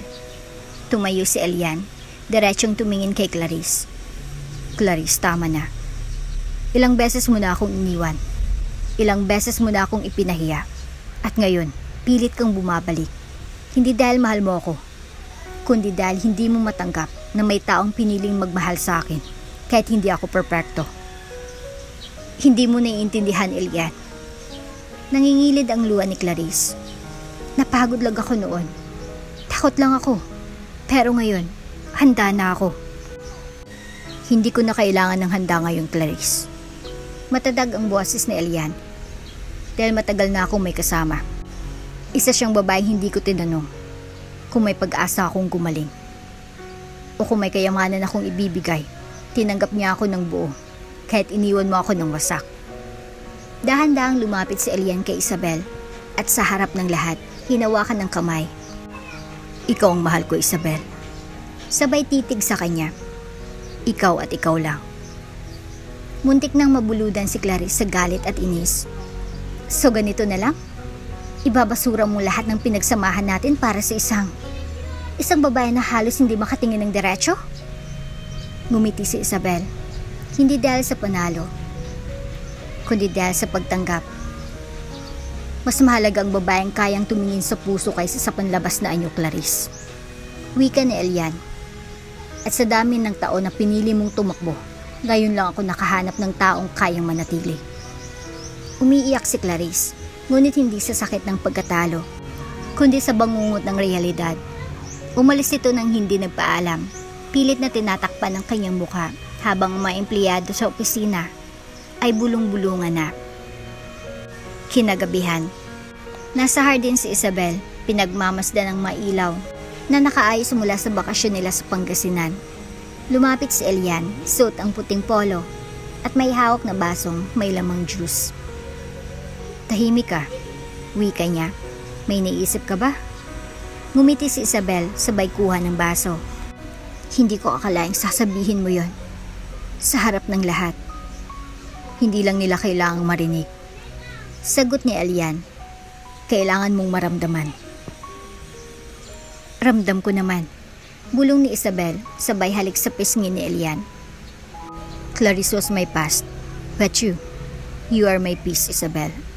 And I will never choose Charles again. Napangiti si Isabel. Paano kung bumalik pa siya? Baka pabilikin ko siya para lang ipakita ulit kung sino ang mahal ko. Ang landi mo talaga. Sabay kurot ni Isabel sa braso niya. Hindi ako malandi. Sagot ni Elian, lumapit pa. Loyal lang ako sa isang babae na hindi kailanman lumaban gamit ang ganda, kundi gamit ang puso. Yumakap si Isabel sa bisig ng lalaking minsang hindi makabangon. Ngayon ay siya ng kanyang sandalan at kanyang tahanan. Tahimik ang gabi, malamig ang hangin mula sa dagat at ang buhangin ay tila ginintuan sa liwanag ng buwan.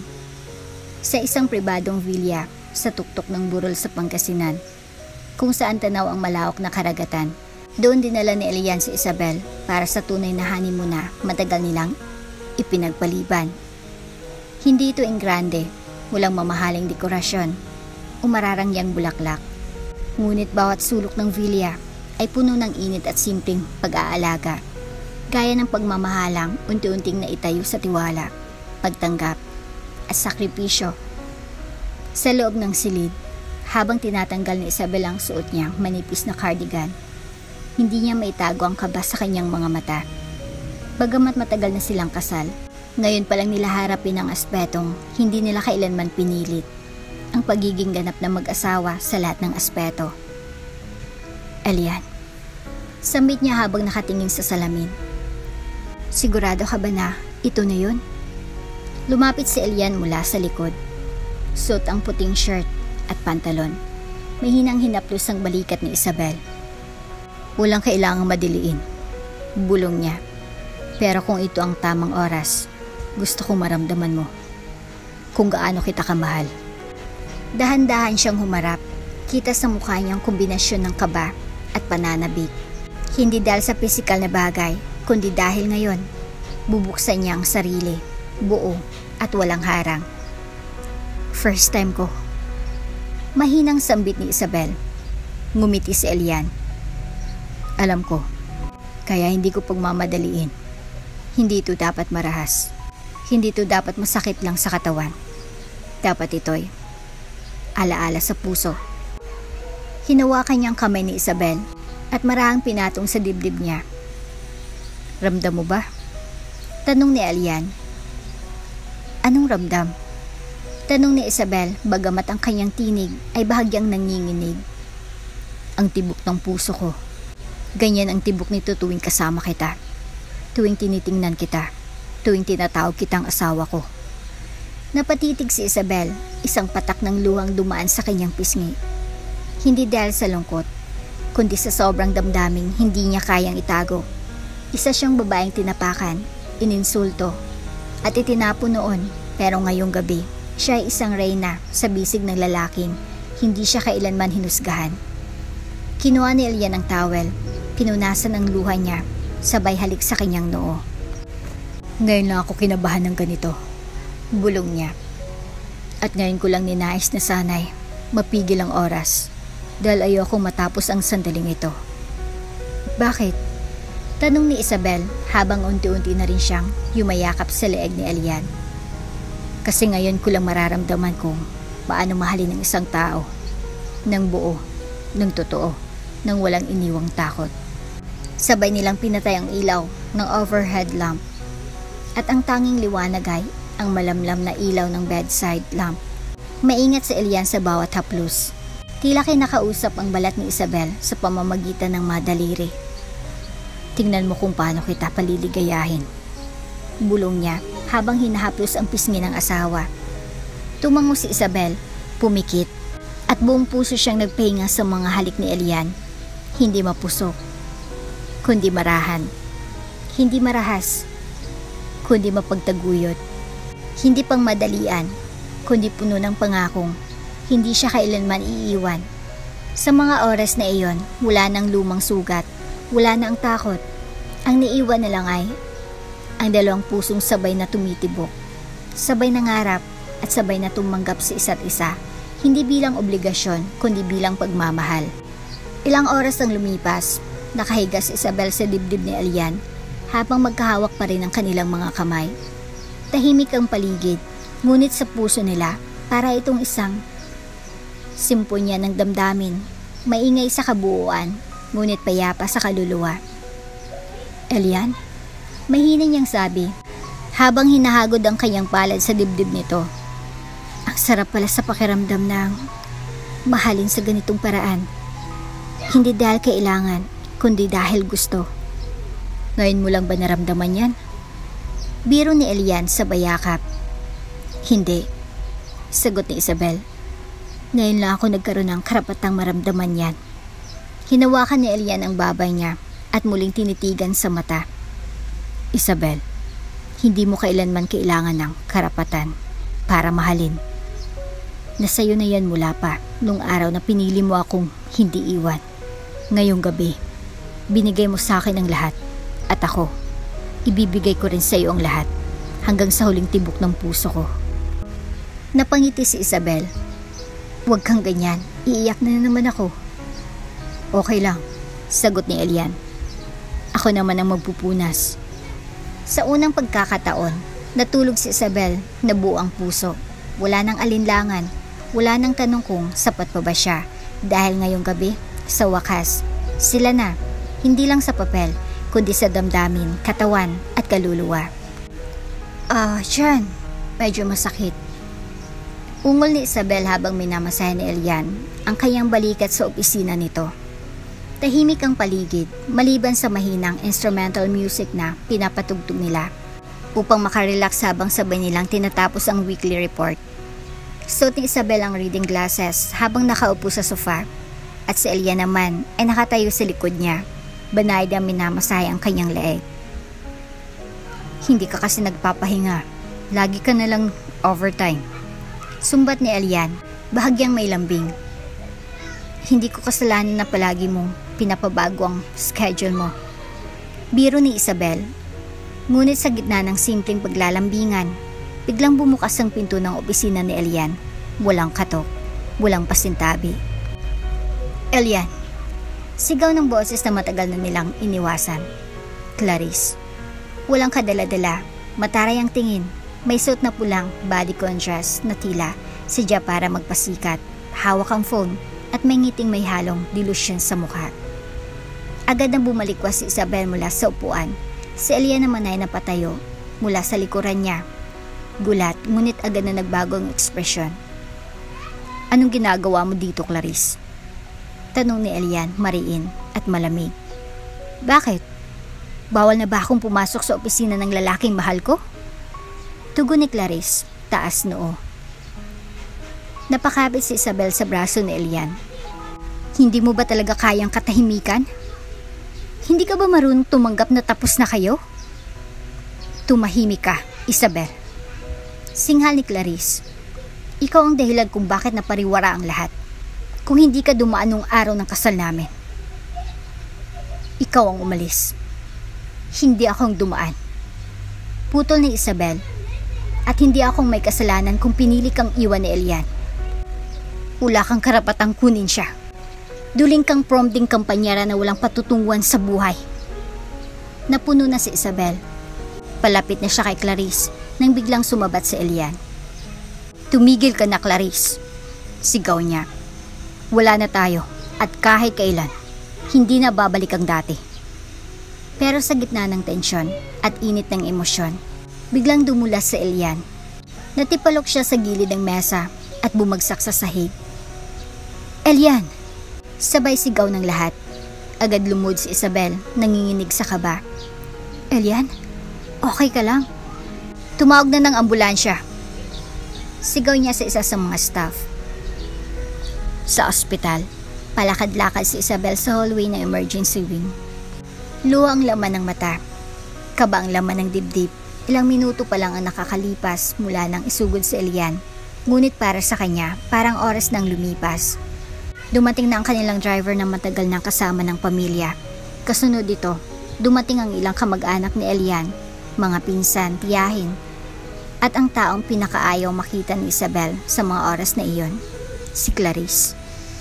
Suot pa rin ang parehong pulang damit, ngunit ngayon ay may hawak ng bouquet ng bulaklak at naka-shades na tila artista. Pasok ba ako? Tanong niya sa nurse. Hindi. Matapang na sagot ni Isabel mula sa gilid. Wala kang karapatan na pagbawalan ako. Sagot ni Clarice. Wala kang karapatang makialam sa buhay ng asawa ko. Sagot ni Isabel.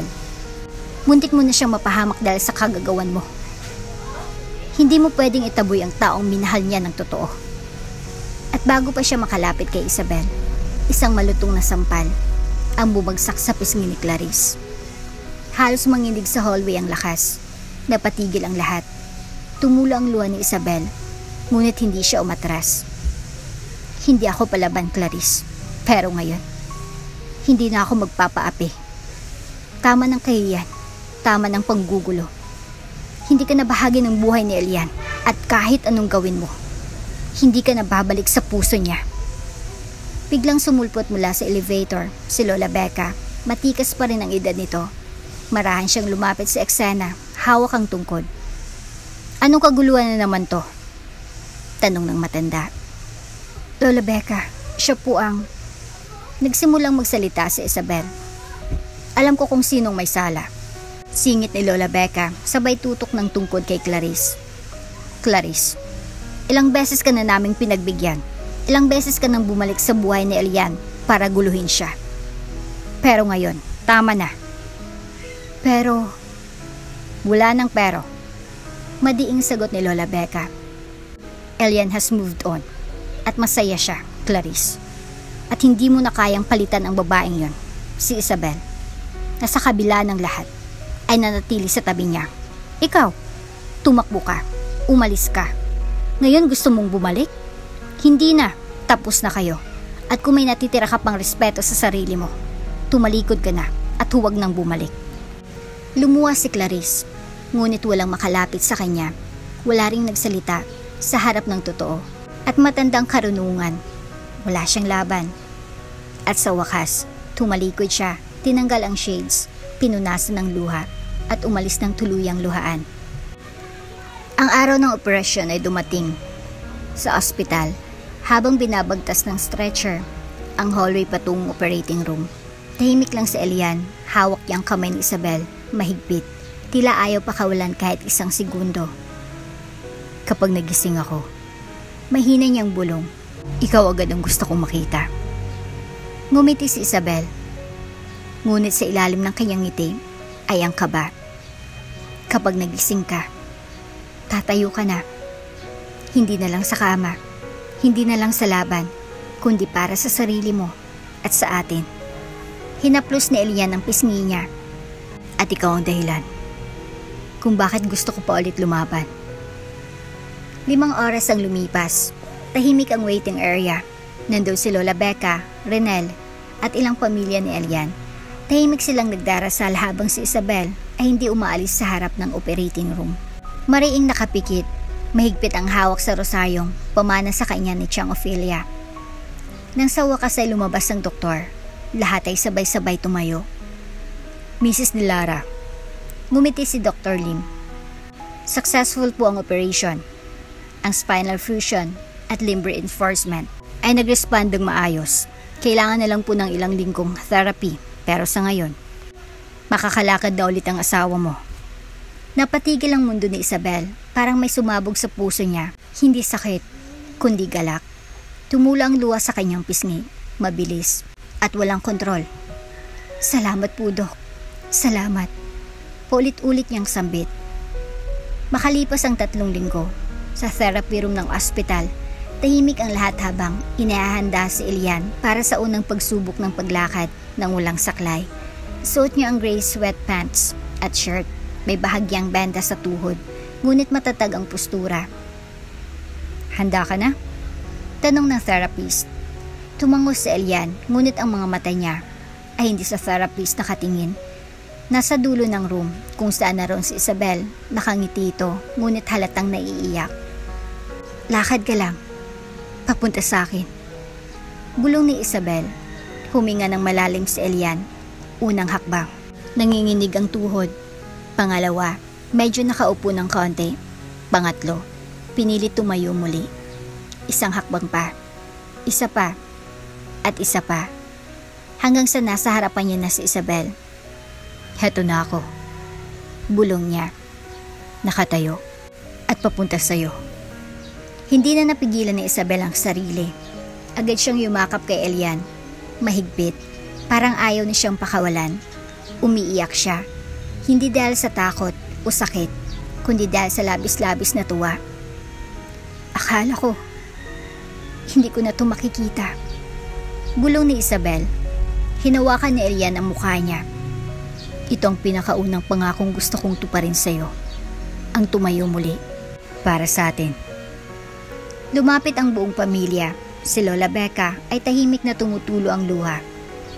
Apo, sabi niya, ngayon mo pinatunayan na sa kabila ng lahat, pwede pa rin mabuo ang buhay. Nagpalakpakan ang staff ng ospital. At kahit ang ilang nurse ay napaiyak sa tagpong parang mula sa pelikula, ngunit higit pa sa kwento, ito ay katotohanang ipinaglaban ng dalawang pusong hindi bumitaw. Kinagabihan, sa veranda ng mansyon ng Dilara, pagkatabing naupo sina Isabel at Elian, tahimik ang gabi, maaliwalas ang langit, wala ning isang ulap. Parang pahiwatig na malinis na rin ang daan ng kanilang kinabukasan. Alam mo, bungad ni Elian habang nakahawak sa kamay ni Isabel. May isa pa akong pangakong gustong sabihin. Ano naman yon? Tanong ni Isabel. Nakangiti ngunit may lungkot pa rin sa mata. Tila may takot na baka may masamang balita pa. Na kahit anong mangyari, sambit ni Elian, ipagtatanggol kita. Mamahalin kita. Hindi dahil sa utang na loob. Hindi dahil sa kasal natin. Kundi dahil ikaw ang pumili sa akin. Sa panahong kahit ako, hindi ko na kayang piliin ang sarili ko. Hindi mo kailangang mangako. Sagot ni Isabel. Ramdam ko na sa bawat kilos mo. Ngunit si Elian ay lumuhod sa harapan niya, hinawakan ang kanyang dalawang kamay. Isabel, aniya, mula ngayon, hindi na kita itatago sa likod ng mga anino ng kahapon. Hindi ka na babae sa tabi lang ng CEO. Ikaw ang babaeng minahal, pinaglaban, at patuloy kong mamahalin sa harap ng lahat. Tumulo ang luha ni Isabel, pero ibang luha ngayon. Ito ang luha ng isang babaeng pinaglaban, isang babaeng hindi na kailanman lalayuan. Yumakap siya kay Elian, mahigpit. Simula ngayon, wika ni Isabel, hindi mo na kailangang tumayo para sa akin. Kasi kahit nakahiga ka, ako ang tatayo para sa'yo. At sa gitna ng katahimikan ng gabi, sa liwanag ng mga bituin, at sa init ng pag-ibig nilang dalawa, isang bagong pangarap ang binuo. Hindi na para sa sarili, kundi para sa isa't isa. Makalipas ang ilang buwan mula sa matagumpay na operasyon ni Elian, muling nagbalik ang mag-asawa sa lugar kung saan unang tumibay ang kanilang pag-ibig, sa beach house sa Pangasinan. Sa pagsalubong nila sa dagat, tila bumalik ang lahat ng alaala.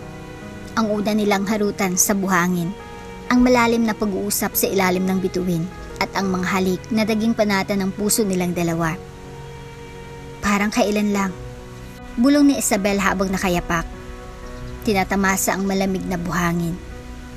Dati, takot kang tumayo. Ngayon, ikaw pang nagyayaya ng jogging. Natawas ni Elian, nakasuot ng puting polo at khaki shorts. Hindi mo ba napapansin? Simula nang napangasawa kita, lahat ng imposible naging posible. Landi mo talaga. Biro ni Isabel, sabay kurot sa tagiliran nito. Naghabulan sila sa baybayin, sa bawat halakhak. Naroon ang pagbabalik ng batang pag-ibig. Sa bawat yakap, naroon ang pagtibay ng isang pagmamahalan, ang pinagdaanan ng lahat. Panlalait, sakit, pagkadapa, at pagtatanggol. Maya-maya, habang nakaupo sa ilalim ng dilim ng isang malaking punong niyog, inabot ni Elian ang isang malamig na buko kay Isabel. Alam mo, panimula niya. Habang pinapanood kitang ngumiti sa dagat, naisip ko, handa na siguro tayo. Para saan? Kunwaring tanong ni Isabel habang umiinom. para sa bagong kabanata, para sa baby. Nabulunan si Isabel sa sinabi. Ha? Baby agad? Bakit hindi? Tanong ni Elian, ngumiti. Ikaw ang asawa ko, mahal kita. Gusto kong bumuo ng pamilya kasama ka. Hindi dahil dapat lang, kundi dahil gusto ko. Gusto ko ng maliit na version mo, duling man o hindi. Natawa si Isabel, ngunit halatang kinikilig. Kung lumabas na kasing sungit mo nung araw, di 3 beses ko siyang mamahalin para bumait. Sagot ni Elian. Basta ikaw ang nanay, siguradong mabuting magiging anak natin. Nagkatitigan silang dalawa. At sa ilalim ng araw, sa gitna ng alon at buhangin, may isang kasunduan ang nabuong hindi kailangan ng papel. Pangarap na ngayon ay nagiging direksyon. Pagkaraan ng 1 linggo, nasa veranda silang dalawa.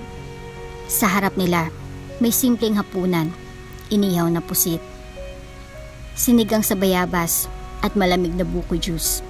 Wala nang mas masaya pa kay Isabel habang pinagmamasdan si Elian, ang lalaking dating nakaupo sa wheelchair, ngayoy abalang taghiwa ng kalamansi para sa sawsawan. Ang dami mong niluto ah. Puna ni Elian. Baka kasi may surpresang bisita tayo. Sagot ni Isabel, nagbibiro. May surpresa nga akong hinihintay. Bulong ni Elian habang nilalapitan siya. Alin? Tanong ni Isabel, pinipigilan ng ngiti. Hinawakan ni Elian ang kanyang kamay, saka tumingin sa mga mata niya. Seryoso. Isabel, ikaw ang ilaw ng lakas ko. Napatigil si Isabel, hindi dahil sa gulat, kundi sa bigat ng kahulugan ng sinabi. Nung madilim ang mundo ko, ikaw ang unang liwanag. Nung wala akong direksyon, ikaw ang tumayo sa gitna ng gulo. At ngayon na kaya ko nang tumayo, hindi ko na hayaang mawala ka kahit kailan. Kahit saan man tayo dalhin ng buhay, ikaw pa rin ang pipiliin ko, araw-araw. Tumulo ang luwas sa mata ni Isabel, hindi niya mapigilan. Kung ganun, sagot niya, mahina pero matatag. Dapat handa ka na. Kasi baka sa mga susunod na araw, hindi na tayong dalawa lang. Napakunot noo si Elian. Anong ibig mong? Ngunit bago pa siya matapos, iniabot ni Isabel ang isang maliit na kahon. Sa loob nito ay isang positive pregnancy test kit. Napanganga si Elian, hindi makapagsalita. Nang makabawi, unti-unti siyang lumuhod sa harap ni Isabel kahit masakit pang tuhod. Isabel, totoo ba to? Nanginginig ang tinig niya. Tumango si Isabel, pinipigilang maiyak. Totoo, magiging tatay ka na, Elian. Niyakap siya ni Elian ng mahigpit. Hindi niya na mapigilan ang luha ng tuwa. Salamat, Isabel. Salamat sa pagbibigay sa akin ng pamilya. Hindi lang kita asawa. Ikaw ang buhay ko. Ikaw ang nanay na magiging anak ko. Makalipas ang ilang buwan, sa parehong beach house, nakaupo si Isabel na may baby bump na. Hawak ni Elian ang tiyan niya habang kinakausap ang sanggol sa loob. Baby, makinig ka ha, bulong niya. Kapag narinig mo ang boses kong ito, ibig sabihin, nandyan si papa mo. Pero mas makinig ka kay mama. Siya ang dahilan kung bakit tayo buo. Tumingin si Isabel sa kanya, ngumiti. Nahanap na natin ang tunay na pag-ibig, Elian. Wika niya. Hindi ito itinakda ng iba. Hindi pinilit. Kundi nilabanan. Pinaubaya sa panahon. Tinulungan ng tadhana. At habang pinagmamasdan nila ang paglubog ng araw, magkahawak kamay, may bago na namang pag-ibig ang sumibol. Isang bunga ng pagmamahalan. Isang simula ng panibagong yugto. At isang patunay na ang mga sugatang puso ay pwedeng muling bumuo ng masayang pamilya. Sa huli, hindi ang ganda, yaman, o perpektong kondisyon ng katawan ang panalo sa kwento nila, kundi ang katapatan, paninindigan, at pag-ibig ng totoo. At dito na nga po nagtatapos ang ating kwento. Hanggang sa muli! Kung bago ka pa lang sa channel neto, ibang kwento ni Ate Jane, istorya mo, ikwento ko. Huwag kalimutang pindutin ang notification bell at subscribe button.